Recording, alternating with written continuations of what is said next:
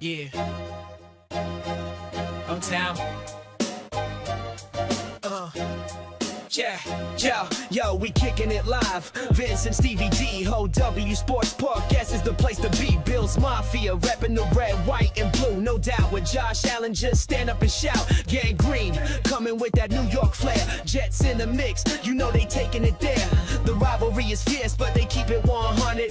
Legends in the making, pressure never stunted. From MetLife to Highmark, bright lights when the night's dark. Touchdown, dream, steel beams, leave a big spark. Bills and Jets, we clash on the field, but on this podcast, we keep it sealed. Respect for the game, we all in the zone. Vince and Stevie D, we holding our own. So tune in tight, don't miss a beat. OW Sports, where the real ones meet. Sit back. It's OW Sports, the fastest growing podcast about the Buffalo Bills and New York Jets. You get the best takes, the most engaging interviews, and they are always keeping it real. So sit back, relax, and get ready to talk some NFL. Now here's your hosts, Vince and Stevie D. And welcome back to another edition of Official Word Sports. I'm Vince, and once again, I am without my co-host, Stevie D. World traveler, I guess we can say it. Maybe still trying to lick his wounds from the 2025 season, but that's okay. We have a jam-packed show for you tonight. What a game. What a game. And we're gonna dig deep into that Bills-Jags game for the wild card round. It's kind of funny. You listen to all the pundits, and they have no clue, right? I remember years back when everybody was saying the Bills are going to run through this team and run through that team, and we kind of stubbed their toe. They thought we were going to beat the Chiefs, stubbed their toe. Thought we were going to beat the Bengals at some point, stubbed their toe. And then everybody was picking the Jags to beat the Bills, right? Whether it be because of the perceived lack of weapons, or whether it be because of the injuries, or how Jacksonville was starting to ascend, into becoming one of the top teams in the league. And no disrespect to them, right? But they really didn't take into account the fact that we have Superman. That's all you can say. We had Superman on our team. So we're going to talk about that one. And then, of course, coming up, we head to Mile High to take on the Broncos. A lot of great games, though, that we had over the weekend. Again, I love to talk about what the Bears are doing because you watch the first half of that game, and we might as well just go ahead and jump right into it, right? There's some other things I want to talk about, but we'll jump into that one. If you watch that Bears game, the Bears played the Packers. We talked about how no matter what team it is, right, in a matchup like that, where you have two divisional rivals going at each other, typically the third game, right, the trilogy of that season for those teams, you have to throw everything out. And, watching that game, it almost seemed like in the beginning the Packers were the more refined team. They knew what they were doing, and the Bears being the upstarts, right? Having, what we like to call, they were in hibernation mode, right? For the last so many years, right? And then Ben Johnson comes in and kind of resurrects this team, and they had to get their footing. And it wasn't until the fourth quarter that they got their footing, but boy, did they get it. 25 points in that final quarter, ultimately leading to a 31-27 victory. You just have to give it up to the Bears. You have to give it up to Caleb Williams. It's kind of funny. You think about the Bears franchise, and you think about the long history of the Bears. And Caleb is setting records all over the place. And that just goes to the fact that they haven't really had any sustained success at the quarterback position. So to watch the Bears do what they did, your hat has to go off to them. It's going to be interesting, coming up. The Bears are going to place the Rams, right? So now they have Matt Stafford coming in. But I have to give, and I'll talk about this in a little bit as well. I have to probably give the edge to the Bears, right? It's going to be at home. You're going to have a West Coast team. They say that the weather doesn't really matter, but when you get to a night game in Chicago with the way the weather's going to be, that's definitely home field advantage. And of course, the fans are going to be going crazy. So, we'll look at that one in a little bit. I do want to talk about the Rams and the Panthers, though, right? So we saw that it took a Matthew Stafford comeback to, I'm not going to say upset, but to defeat the Panthers. I like where Bryce Young is headed, right? You have defeat, and a lot of times when you want to find the silver lining, and I'm sure that all the Panther players, coaches, and fans are disappointed. But did we really have the Panthers winning the NFC South? I don't think anybody did. Everybody thought that was the Tampa Bay Buccaneer Invitational, that the Bucs were just going to run through that. And what Bryce Young had gone through with the benching and just all that was happening there, kind of loss of confidence by that team. And to see where he is now, they've put better players at the skill position around him. And you're watching Bryce go out there, and he's starting to make plays. And you have to give him credit. 100% you have to give him credit. Obviously, the Rams are just a little bit better, right? And McVay was a little bit better. And they were able to squeak out that 34-31 victory. Even though they got that, again, they're going to head to play the Bears. And, I'm just going to tell you right now, I like the Bears over the Rams. I think that it comes to an end for Matthew Stafford. I still think he's the NFL MVP, but I think it comes to an end for Matthew Stafford. The other game of the wild card round was an interesting one as well.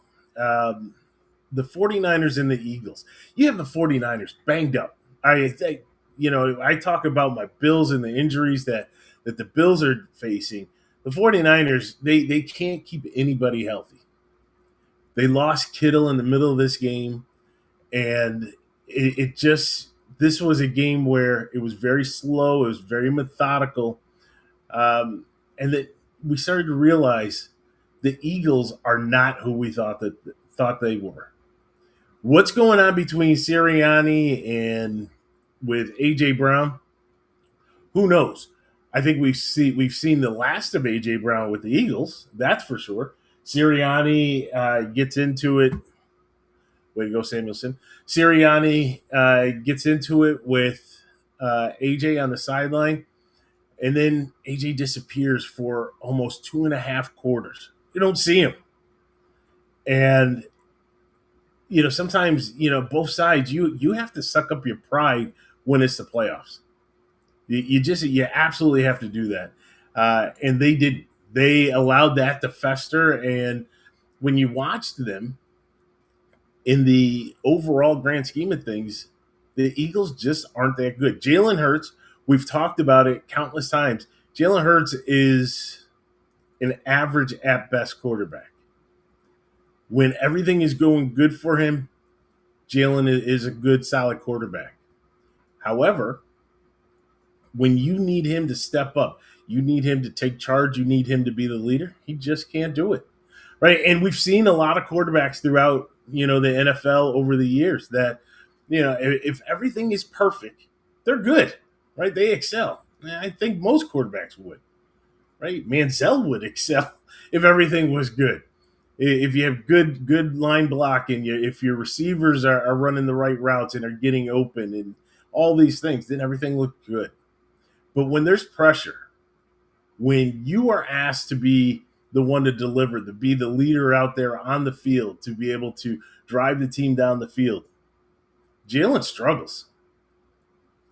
And when the Eagles needed him most against the 49ers, he was not there. He wasn't doing it. So, the 49ers, you could say they kind of eked past the Eagles with that one, but it was more of just the Eagles just weren't there. The unfortunate thing for the 49ers is that now they have to go up and take on the Seahawks, which that in itself is going to be that may be very interesting.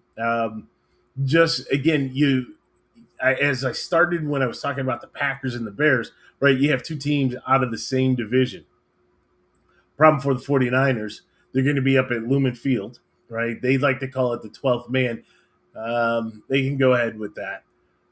But they're healthy, they're rested, they have the league's best defense. There's a lot that's going to go against Brock Purdy and the 49ers. I like CMC, but I don't think he has anything for them.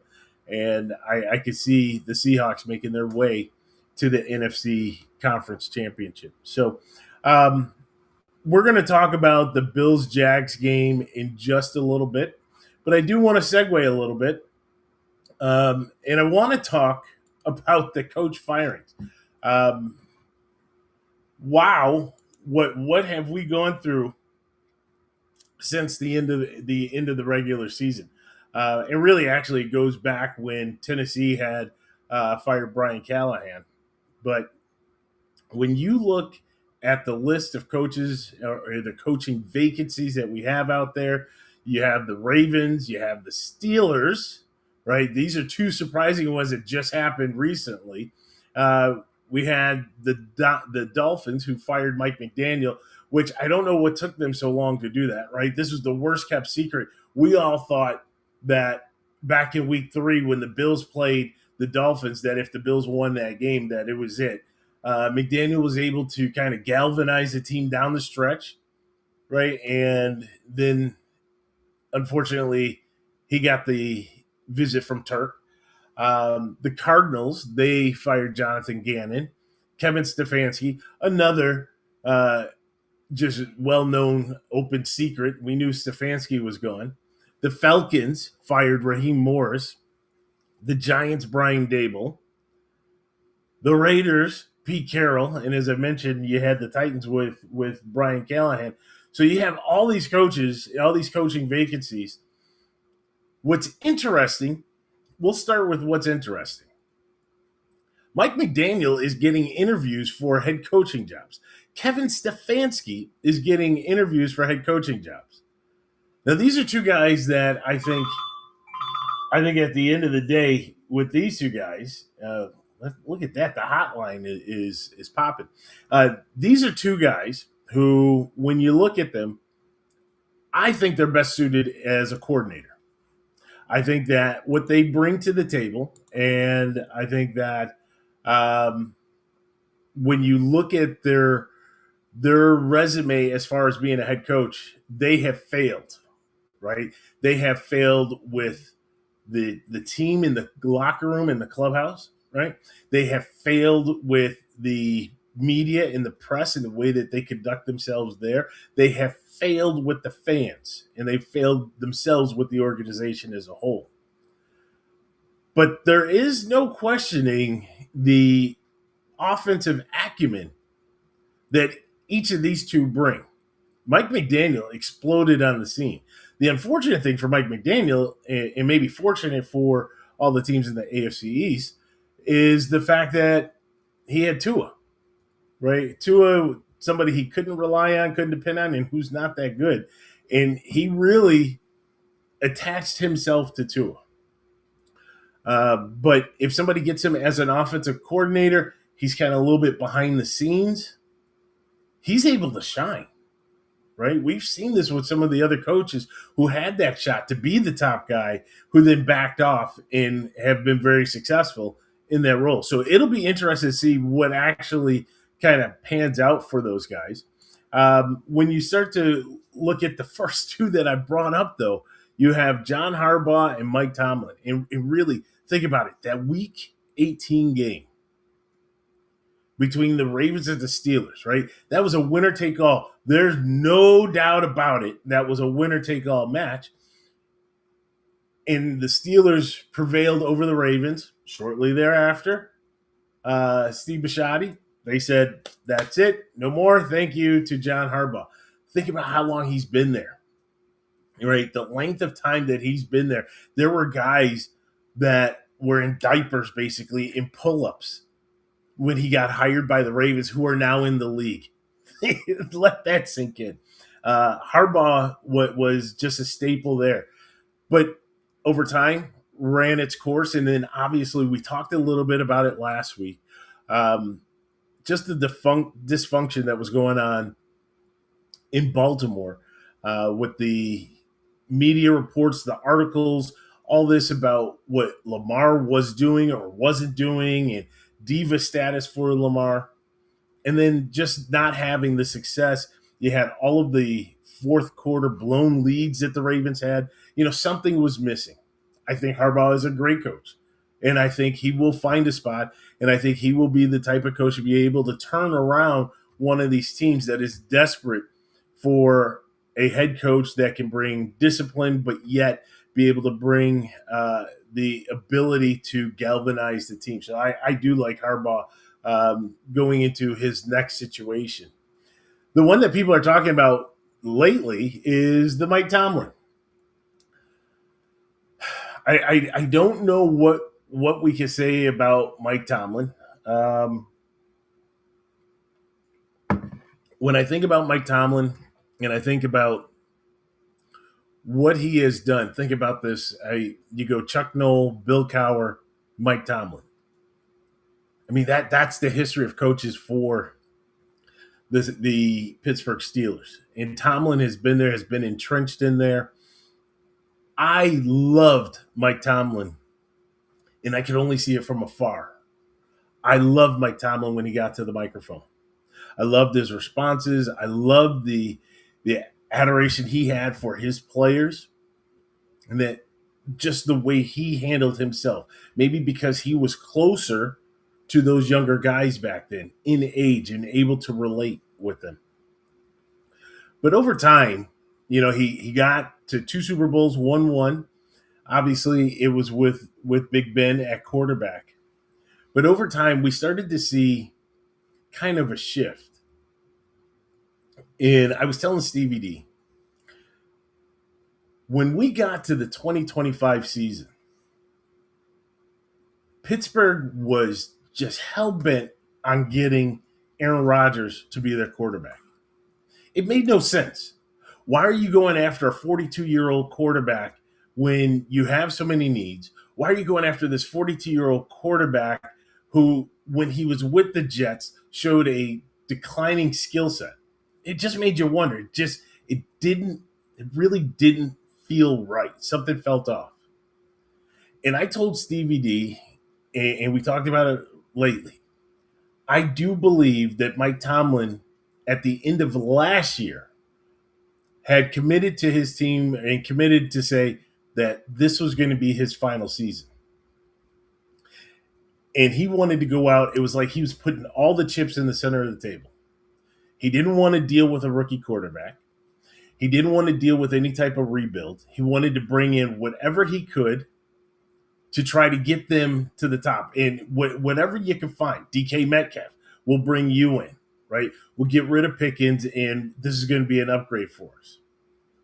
And that's what you got. But the fact of the matter is that Aaron Rodgers is not that good. We saw that game. Aaron Rodgers wanted nothing to do with the Houston Texans. Absolutely nothing to do with the Houston Texans. In their defense and their pass rush, right? So you look at every time the ball was snapped, that ball was gone in like 1.4, 1.6 seconds. Because he was afraid of the pass rush. Because he's an old man. He doesn't want to get up off the ground, right? That's basically what it was. He couldn't run like he used to. This is not the Aaron Rodgers from 10 years ago. When pressure would come, he'd be able to elude the pass rush and be able to either make a play, throwing the ball downfield on the run, or be able to run and get additional yards. He couldn't do that anymore. Can't do that anymore. And so what Tomlin was hoping for, all it netted was another season of not having a losing record. You can say, well, hey, that's a good thing. It really isn't, because we know at the end of the day, the ultimate goal is to win a championship. And when you're finishing 9-8, 10-7, you're drafting anywhere from 17 to 23. What did you really accomplish? Not a whole lot. And now you've put yourself in a situation where either you have to give boatloads of capital to move up in the draft, especially when you're looking for a quarterback, or you're just going to have to hope that one of these gems falls into your lap as a free agent that's out there. And no team is going to give up on a franchise quarterback unless they're getting one in return, a la the Rams and the Lions when you had the Stafford Goff trade. It's just not going to happen. So was it a shock to see Tomlin say that he's going to step down and walk away? No, it's not. This was his plan all along. It was either Super Bowl or bust. And ultimately it was bust.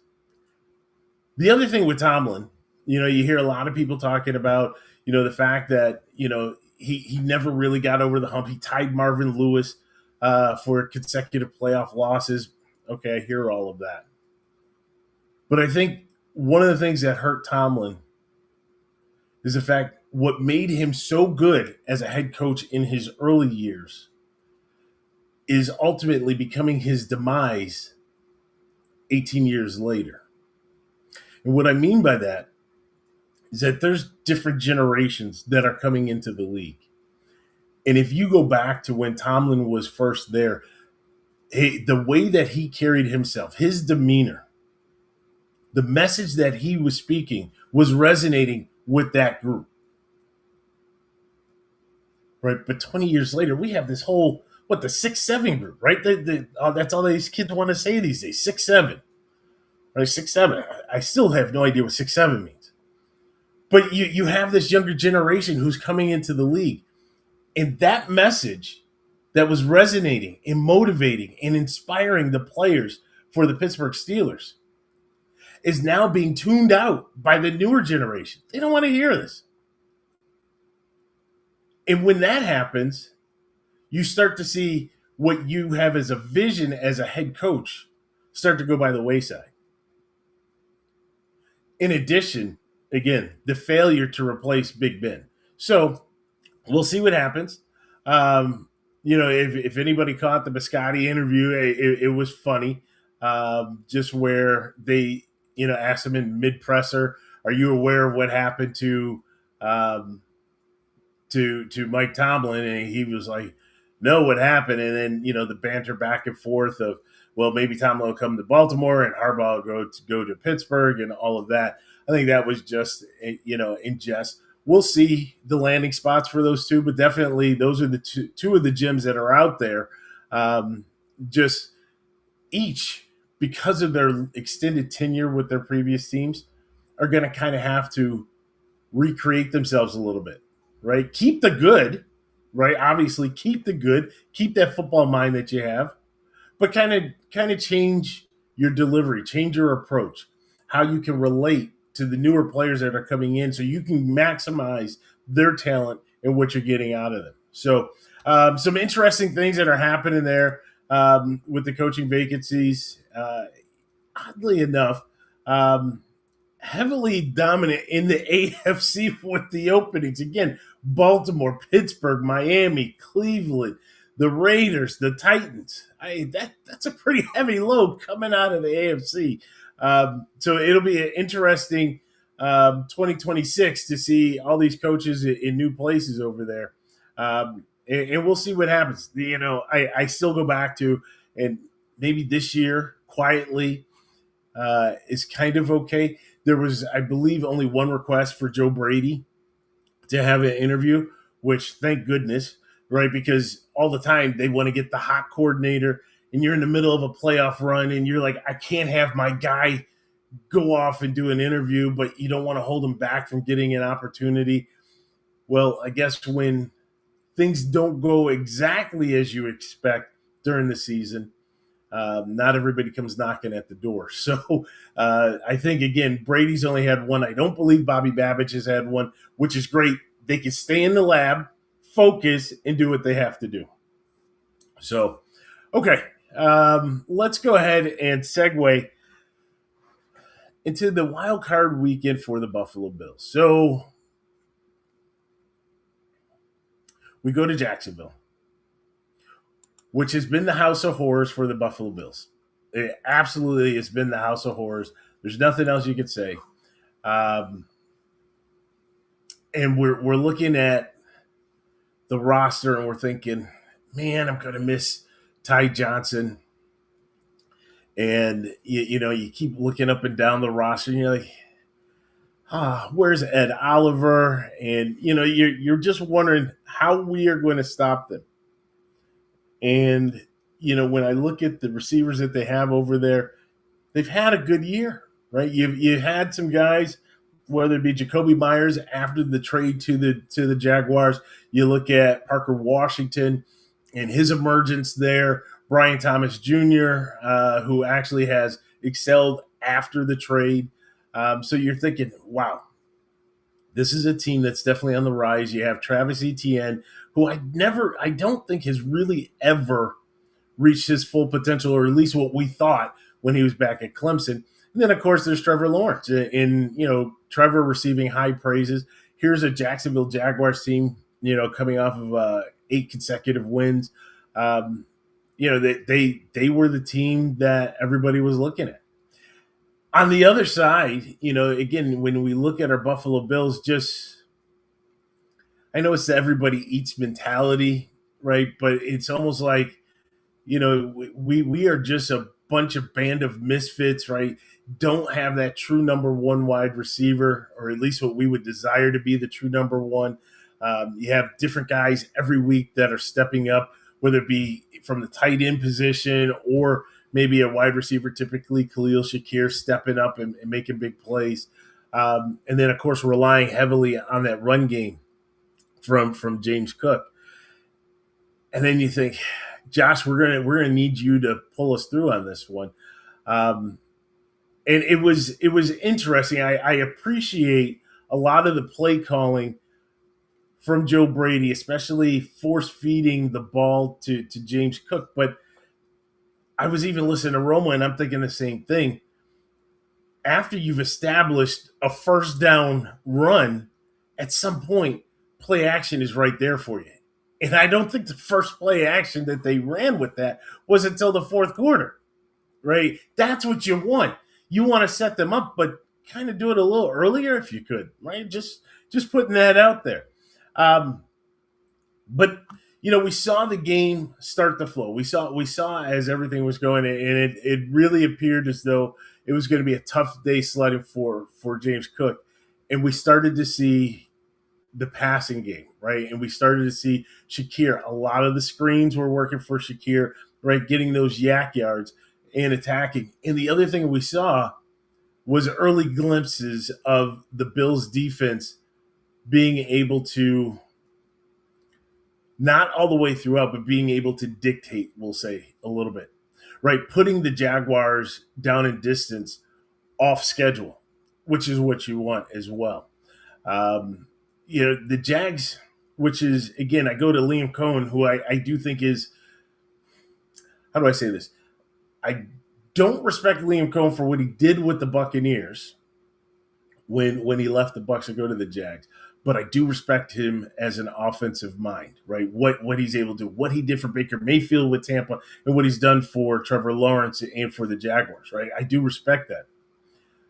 But sometimes you can outsmart yourself, right? If we're watching the game, and as we're watching the game, we see certain things developing. And runs to the outside, they were killing us. They were absolutely killing us. Whether it be the speed that they were able to get there or the way they were just able to seal the edge. Etienne and the other back that they had there, I mean, these guys were getting, I think there was one drive where they had about 4 carries of 10 yards a pop, just running to the outside. That was a guy tooting, right? And they were chewing it up, right? Here's a guy, think about this. Here's a guy had 4 carries for 51 yards. averaging 12-8 a carry because he's hitting to the outside, and all of a sudden they stop. Right? I remember when we played the Cowboys, we ran the same play over and over and over and over and over again. And I respect that because if it's not broke and you're getting big chunks, you keep doing it. You force a team to come out of what they're doing because you're just absolutely dominating them with a certain formation or a certain play call. The Jags didn't do that. And I put that on Liam Cohen. I don't put that on what Bobby Babbage or Sean McDermott were doing. That's just bad coaching to me. But I will take it. 100%. I'll take it. But we all know how the game finished out, right? The game finished out with Josh staying in the pocket on his back foot, about to absolutely get drilled, and throws it to Cooks. Cooks is able to catch it. Time's running down. The Bills are driving in. It's 4th and inches. What are you going to do? We do the tush push, which I don't know if I can call that a tush push, maybe the tush carry, because Osiris Torrance just basically picked up Josh. It took him down to basically the 1 yard line or even closer to the 1 yard line. And we know what happened after that, right? Josh is in for a touchdown. Lawrence goes back after the kickoff, and Cole Bishop intercepts the deflection by Trey White. But let's go back a few minutes before that. Let's go back. And this seems to be what folks have been talking about. I know that, again, we have a little message group, right? A little texting group that we talk about either how the Jets are doing or how the Bills are doing, and even how the Eagles are doing, because there's an Eagles fan in our group. And I'm almost losing my mind, right? And I know many Bills fans were in the same state because it just felt so reminiscent of 13 seconds, right? It felt so reminiscent of that Kansas City game where a coaching decision is going to be the demise for the Buffalo Bills. Now, keep in mind, and of course, Romo and Nance would not let you not know what was on the other side, right? The Jaguars have Cam Little. If you don't know who Cam Little is, well, I'm sure Romo and Nance told you who he was, right? The guy that had kicked the, a 70-yarder in preseason, kicked a 67-yarder in regular season. He's got a leg that's unreal, right? Plus the kicking balls, but we won't talk about that one right now. You know you have that, and your touchdown only puts you up 3, meaning a field goal will tie it. Again, a la Kansas City, a field goal would tie it. They have exhausted. They have no timeouts left. You have the ball at the 1 inch line. You have Josh. You have our tush push. You have a good sense that you're going to go in the end zone. The question is, why score on first down? There was a little over a minute left. I think there was a minute 5, minute 4. If you take a knee, you can run that clock all the way down to 20 seconds. You could take another knee and run it down to 10 seconds if you wanted to, but I think you'd be safe at 20 seconds. That way, when you did score, you're only leaving them a handful of seconds left to try to get back into field goal range. And field goal range for Cam Little, think about this, is midfield. That's the key. This is not the old school of football where they used to show the line that you have to get to was the 35 for a 52-yard field goal. The line to get to is midfield. And depending on where you kick and how you kick, you could be starting from the 30. That's only 20 yards. That's what was so concerning. Because now you're saying, we need to cover you tight. We are, Trey and Benford, great games. Yes. Cole Bishop, great game all the way throughout. Yes. Jordan Poyer. Oh, wait. No, you're not there. You have Hancock in there. That could be an issue. Why are you risking something? That's what was so. I would hope that McDermott over the years would kind of grow, but it seems like this has become his Achilles heel. Is those crunch time in-game decisions. I would much rather you exhaust those 40 seconds off of the clock and then you go for it and you're only leaving them a handful. If you tell them, go ahead and catch it in the middle of the field, that's fine, right? A 6-second play plus the time to line up, you only have time for one, maybe two more plays, and that's it. The likelihood of you getting, now again, Cam Little's got a cannon of a leg, but the likelihood of you getting to midfield is slim to none. But when I leave you a full minute to get there, that's a complete different situation. Now, thank goodness it worked out. And we as Bills fans, I think, are all very excited and very happy the way that the game finished and the way that it wrapped up. But it makes you have concern as we go forward. It makes you have concern as we go into the divisional round and hopefully the championship, and hopefully we won't say anything else. It makes you concerned. What are the play calls? What's the decisions that are being made? And again, I'm rah-rah. Don't get me wrong. I'm rah-rah. These are just things that I'm watching that are concerning.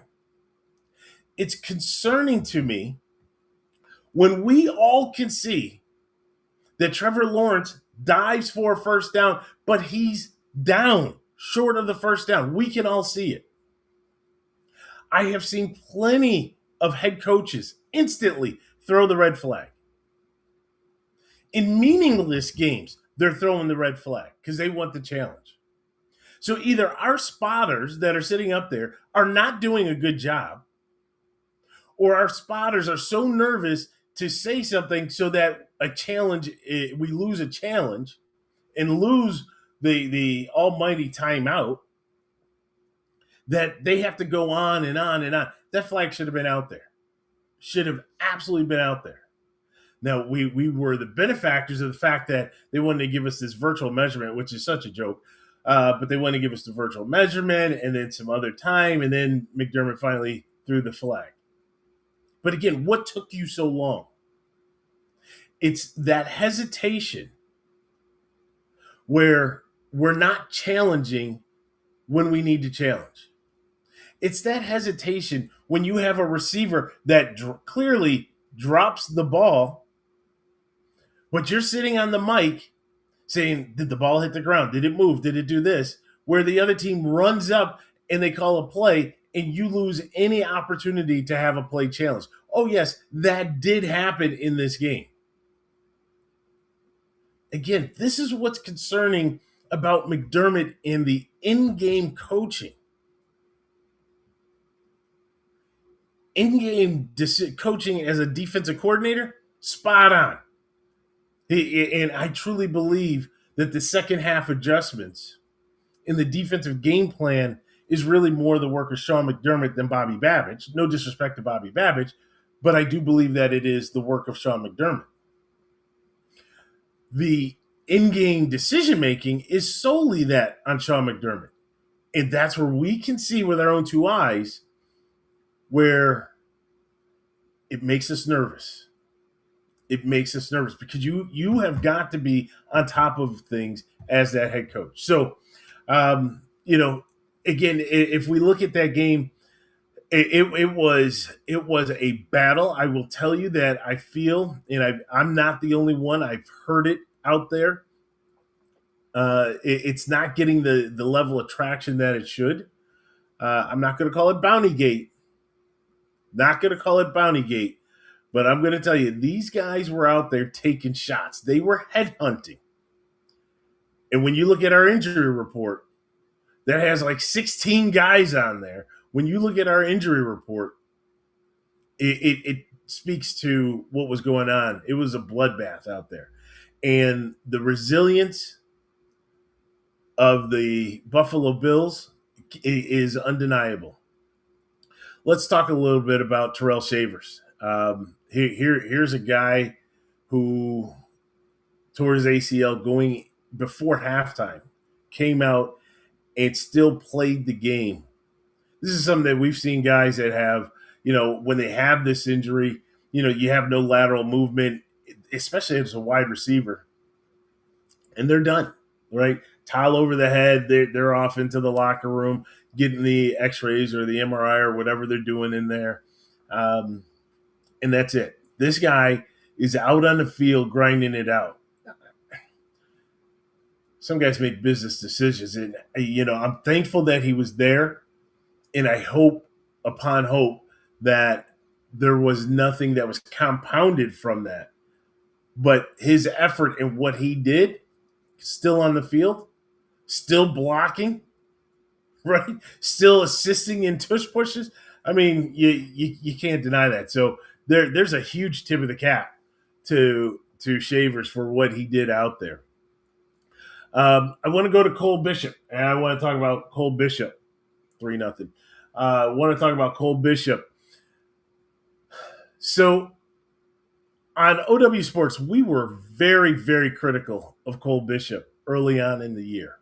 And I think rightly so. I think the unsung hero for Cole Bishop's ascension and really his development is Jordan Poyer. Because it wasn't until Jordan Poyer came in and you had that duo in the back of our defense that we started to see a change in Cole Bishop. And maybe it was Poyer kind of directing his eyes as to where to go. The kid already had the ability. We knew he had the ability, but he just was, it seemed like he was lost. And when Poyer got in there, kind of quarterbacking him, kind of mentoring him, we started to see him in the right place, making all the big plays, whether it be the big hits, whether it be the interceptions, the pass defended. I mean, he is playing lights out, all pro lights out. And, his ability. Oh, there's Lou. There you go, Lou. That's what I'm talking about.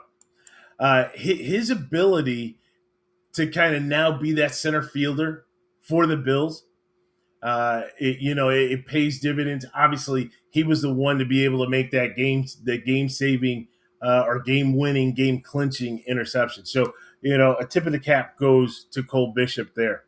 A little side note, I want to give credit to Trey White. When we brought Tre'Davious back, it really was for him to be a backup to Max Harrison. And I don't think anybody, and if you say that you did, I'm going to say you're a liar. I don't think anybody expected to get the type of performance from Trey that we have seen really this season. We know he had the injury early on in preseason, and it seemed at times early in the season that he was kind of just a little off. He was just not right. But we could see that he wanted to fight through it. We could see he wanted to train as hard as possible, wanted to do all those things. And now what we've seen out of Trey is really the return of all-pro Trey. 3 pass defenses. He was the key member of the game-clinching interception for Bishop. We're seeing what he's able to do with him and Benford. I think we feel good, right? To be able to watch Trey do those things. And Trey has a special place. I have mentioned it time after time on this podcast. Trey has a special place, right? Obviously, first of all, let's remember Trey was part of the Mahomes trade, right? Because we selected him 27th. But when he kind of endeared himself to Bills Mafia, to the city of Buffalo, whether he wants to be a goalie or not for the Sabres, that's still up for debate. But we could see his personality. We could see his play on the field. So to see him kind of rise from that and to see the type of performance that he's able to put out on the field, Again, huge tip of the cap, but that was a side one, right? A side tip of the cap. The last one, yeah, you're right, Lou. He definitely was on his game. Oh, and Stadium and Gale has showed up. Hey, what's happening? Those are the Gator boys. So if we were to give our last tip of the cap, obviously it goes to number 17. Absolutely. When I said it was a bloodbath, I mean, he was getting destroyed, being bent, twisted, turned, stepped on. Some were because he hurt the finger, because he hit the helmet, already came in with a bad foot. I thought at one moment it was a concussion because they're like sitting on his head and knee in his head. I mean, all the stuff that was going on that was not called, and I'm still waiting to get the letter. You guys remember the letter that the league used to send out and say, "Oh, we're sorry, we missed that call." We don't get those letters anymore. Or at least if we do, they don't mention it, they don't bring it up as like they used to. I mean, it used to happen all the time. The league would come back, we're sorry we missed this call. We're sorry that this happened, blah, blah, blah. We'll do better next time. It really needed to have come out on Monday that we got a letter, because what they did to Josh could get you 5 to 10, because it was ridiculous. I think we need to go get the mayor of Kingstown to come in and kind of help us out, I'll be honest with you. But neither here nor there. What Josh did on the field, not only the last play, not only the play before that, not only the play before that, right? Just Josh and his willingness to push this team, to put it on his back, and to push this team forward. I mean, yeah, what else can you say? And I'll tell you, and I will open this up for debate. We're going to talk about this in Mafia Den. We'll talk about this more and more on the show. This has nothing to do with this game. I want you guys to think about what I'm about to say here. We all know what Josh has done. And if I was sitting back and I was trying to compare who Josh is to other players, other greats that have played this game, I've tried to compare Josh to greats in other sports. And I'm going to make a statement. I truly do believe that Josh Allen, if in the right situation,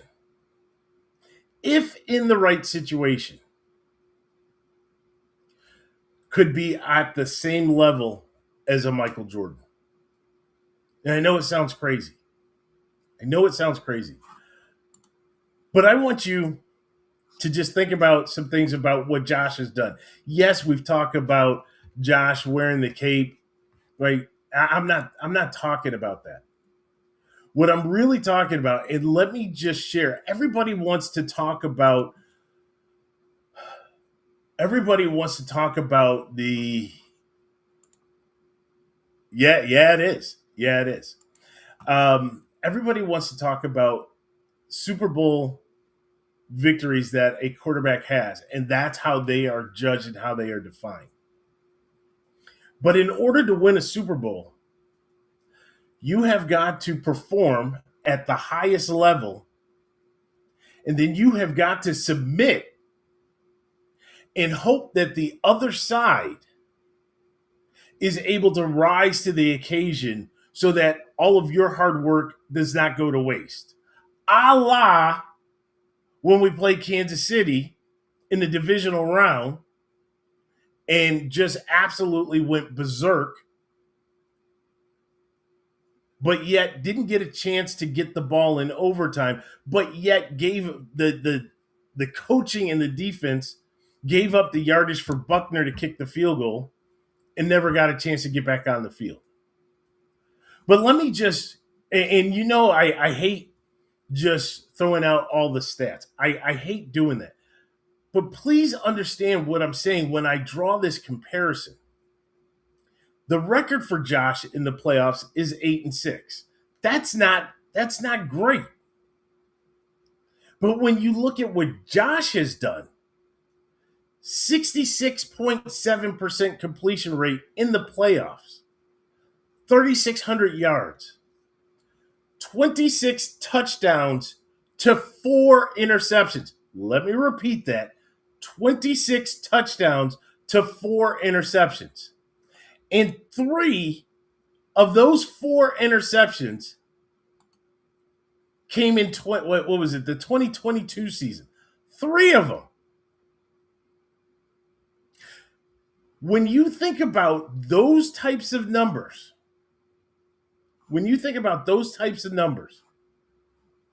that is the dominance that you ask for from a quarterback position. But wait, I'm not done. Because Josh is also able to run the ball. We've seen Josh run the ball.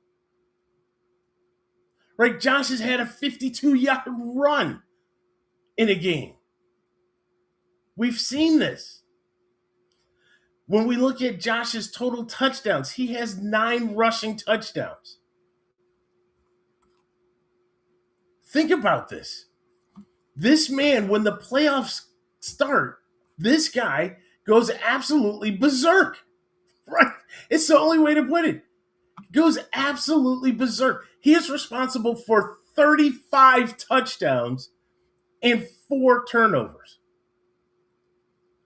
In any other world, you would have, with a coach that did the right thing, with a defense that did the right thing, Josh would be hoisting multiple Lombardi trophies. Multiple.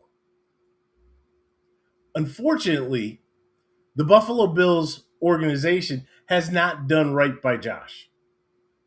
They haven't done right by Josh by giving him the additional weapons that we always talk about. They haven't done that.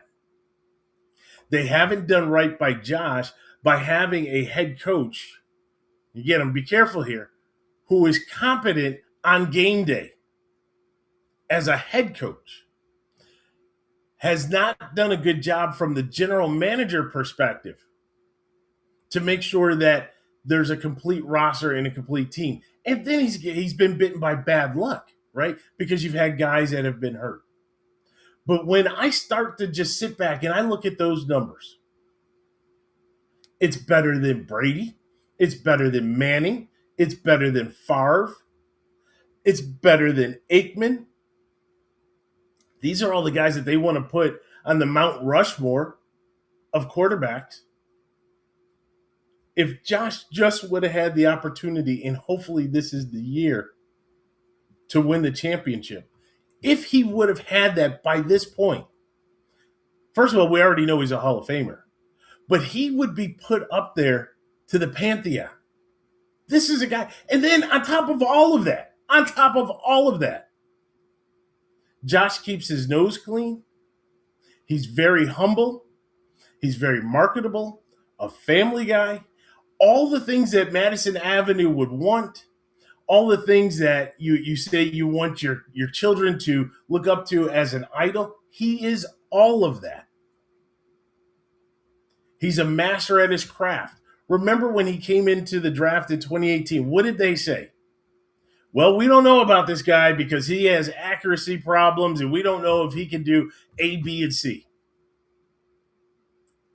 And it's almost like he took that as a challenge to prove those skeptics wrong, to make sure that he became the best at each of those things plus. So I know that when I try to draw that comparison, we're looking at the greatest ever when I talk about Jordan. But the stats don't lie with Josh. The only thing that will hold him back is being able to get that Lombardi trophy and to be able to raise that Lombardi trophy. So, yes, when you say, now that's a take, yeah, absolutely. Absolutely, Dan, that is a take. But I want everybody out there to kind of think about that. Let it marinate. Again, on Mafia Den, we can debate that there. When Stevie D is back, I want to have that debate again with him. Again, not that I'm trying to hoist Josh on a pedestal. I just want us to appreciate, and I think that's how it started for me. right? I'm not a Chicago Bulls fan. I'm a New York Knicks fan. Couldn't stand Jordan. Absolutely couldn't stand him because he was always beating my Knicks. I appreciated the game, but he was always beating my Knicks. But then recently, I was just sitting back and I was thinking about Josh and how lucky we are as Bills fans, Bills Mafia, to have this guy as our quarterback. Usually, you're not lucky enough to have that guy. You're the one that's looking to say, I wish I had that guy. But we have him. He is special.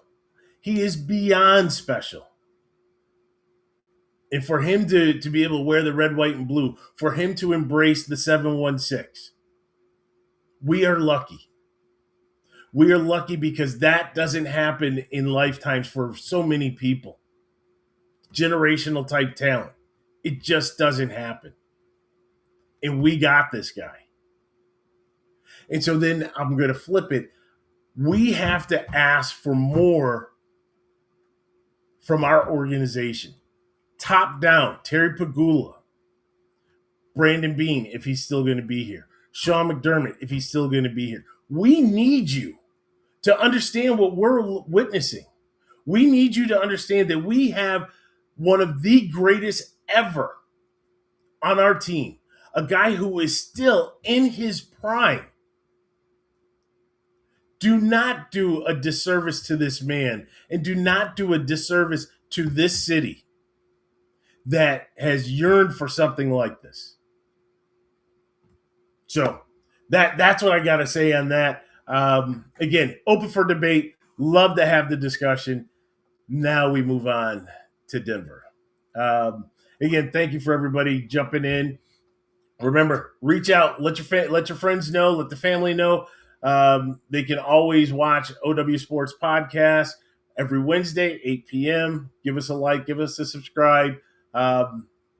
Sometimes I'm out there like a salesman. I was at a shoe store recently, talking to a couple guys.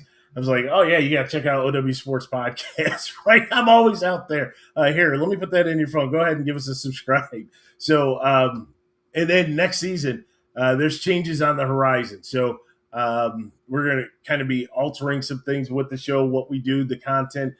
You guys are still going to love it, but please make sure you get out there, give us a like, give us a subscribe. All right. So wild card is in the rear view. That's in the rear view. First of all, I don't like playing the Saturday early game, but we have the Saturday early game against the Broncos. Who are the Broncos?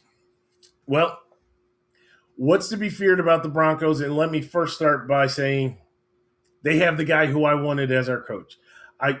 If you are a longtime listener of the podcast, you will know that before the Broncos hired Sean Payton, I was begging for Terry Pegula to end the relationship with Sean McDermott and bring in Sean Payton.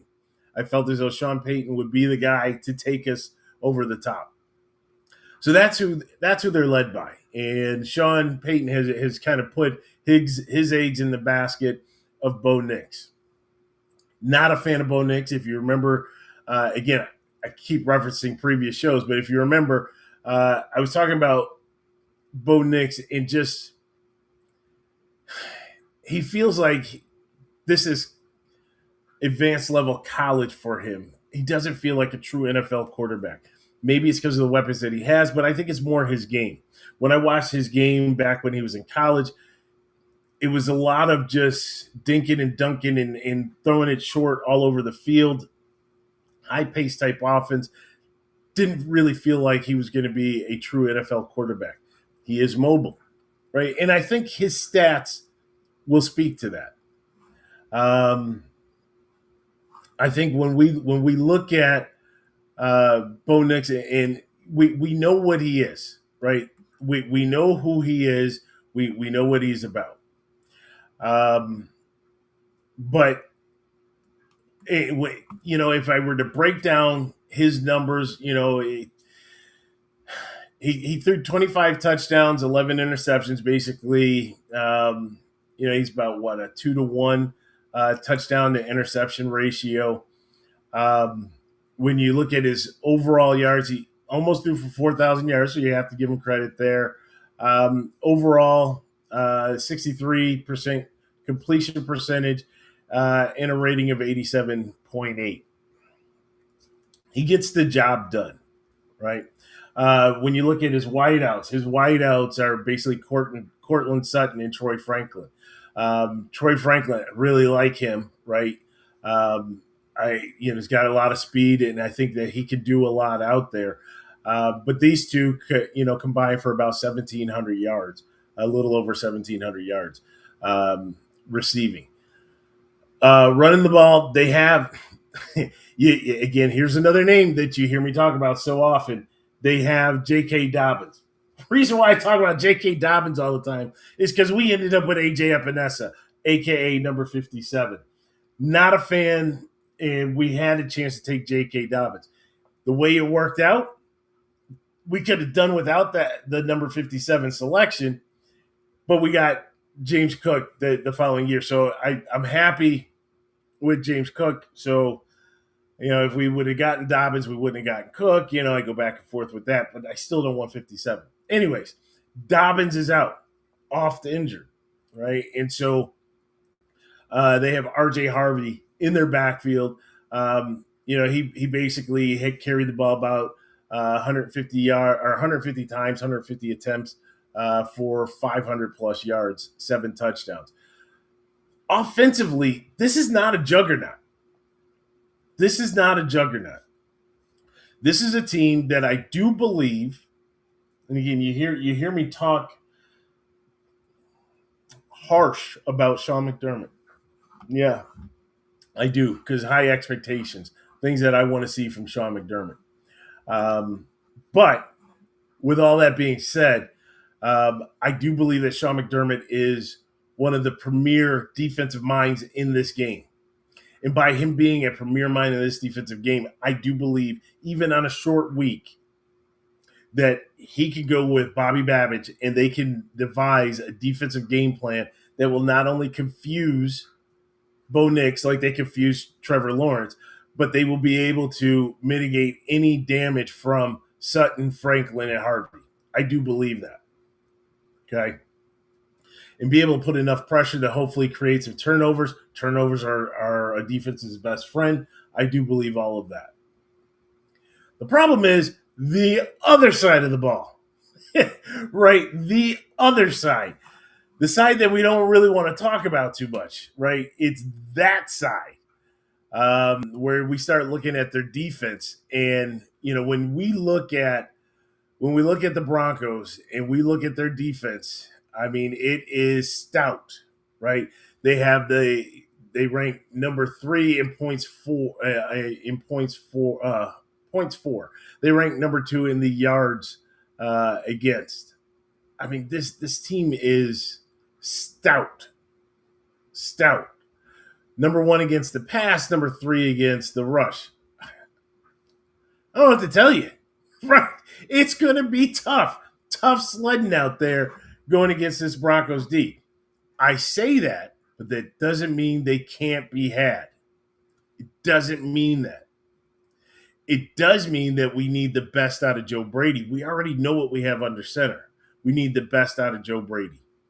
We need to be able to put them off balance. How do you do that? Mix up your play calling. We talked about earlier today. Last week, you took you 3 quarters to realize, hey, there's this thing called play action. Well, it shouldn't have to take you 45 minutes to realize, hey, if I fake the handoff, the linebackers are going to step up. I'll be able to throw over the top. It shouldn't take you that long.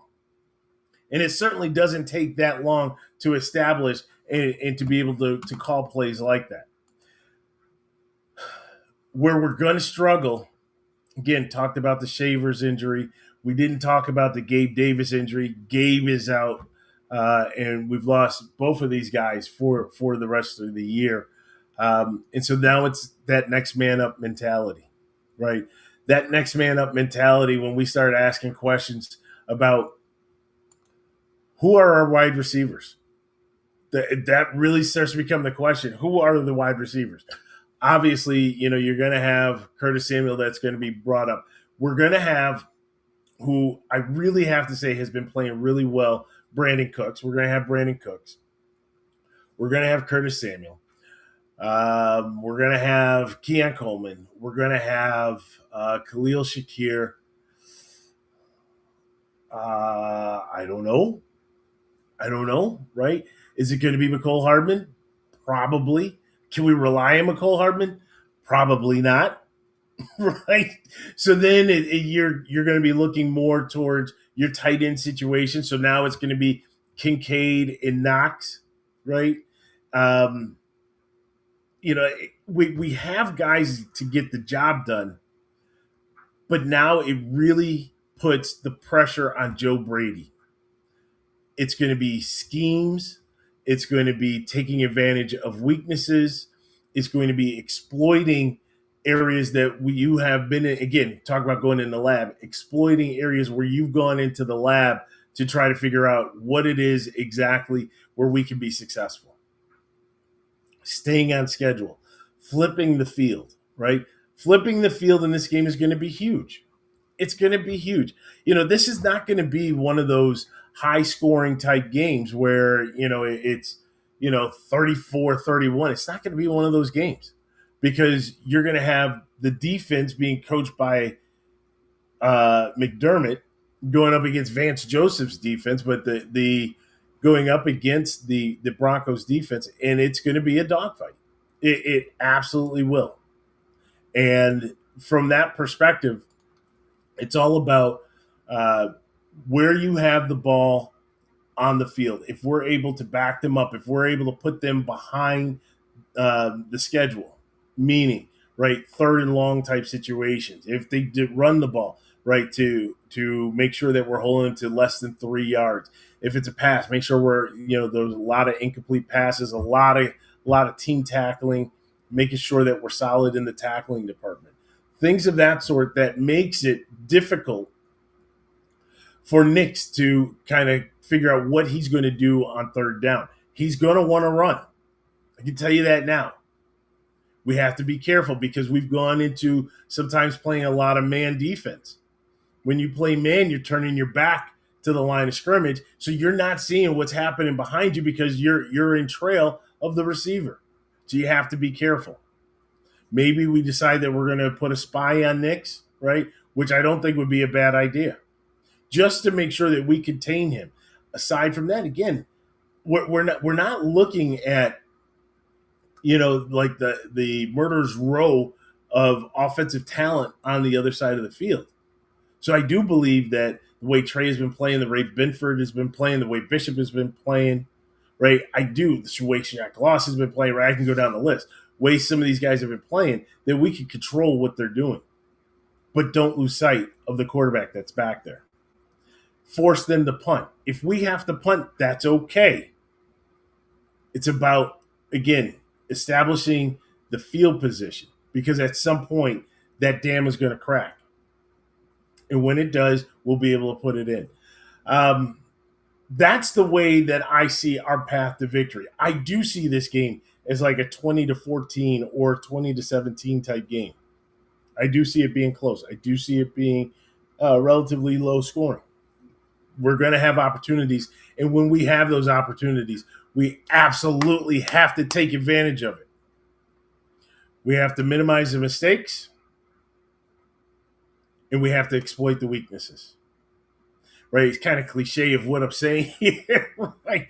That you can say that for every game plan. But the big thing out of this is, how do we address Nix? And to me, the spy on Nix is going to be key, because everything else that happens behind him, I think we're in good shape and good control there. What happens on the offensive side of the ball? I would love for them to keep feeding Jimmy Cook the ball.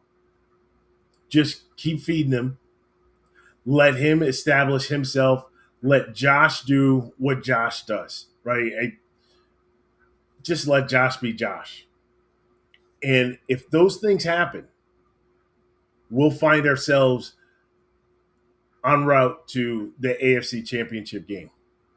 I think it happens. So, definitely want to hear what you guys have to say. I'm not going to go through my predictions for all of the other games. Actually, why not? Why not? Why don't we wrap this one up?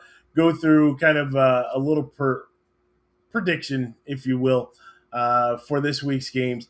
I will start out. Obviously, I gave you my prediction for the Bills. I said it's going to be 20-14, 20-17. Let me lock in with 20-17 for the Bills over the Broncos. Another road victory. Gotta love it. The nightcap is the 49ers and the Seahawks. I have the Seahawks. They're a 7-point favorite. It's going to be more than 7 points. They're going to beat them by probably about 11. Yeah, I'll put 11, maybe more than that. They may beat them, let's say 17. Let's call this one. Let's see. What's Purdy going to do? Purdy's going to get 2 field goals, 13. All right, 30-13. That's going to be the Seahawks over the 49ers. I see 1 touchdown for McCaffrey, 2 field goals for the 49ers. That's going to be your 13. Then I see the Seahawks, and this is going to be over relatively early. They'll be resting players come late in the fourth quarter. Shaking hands. It's been a good season for the 49ers, and injuries are just what's going to bring them down. The Texans and the Patriots. Interesting game. Because I don't like what C.J. Stroud is doing out there, so I have no confidence. If you watch that Texans-Steelers game, if it wasn't for the fact that the Steelers just basically collapsed, right? You had the fumble, the Sheldon Rankins return of a fumble. You had the pick six, right? This game between the Texans and the Steelers was basically a 7-6 game. The Patriots, on the other hand, they were up against it for the longest time against the Chargers as well.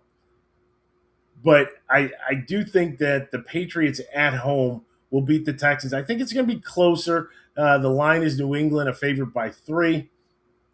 That seems about right. I'm on line with probably 23-20. I think the Patriots beat the Texans, which means round 3 between the Patriots and the Bills for the AFC Championship.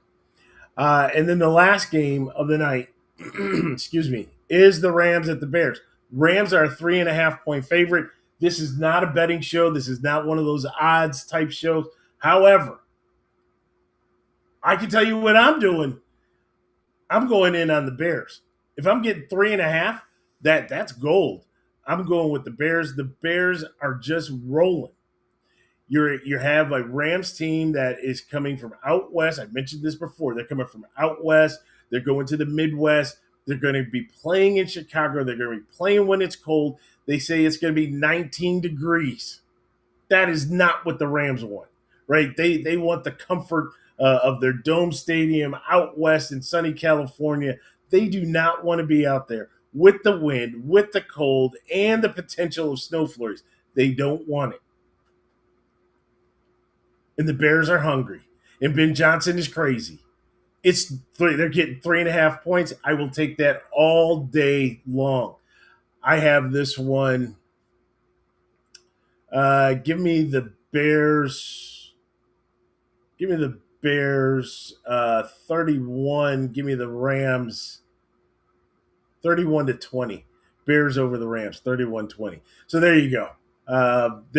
See, it's easy when there's not too many games to do.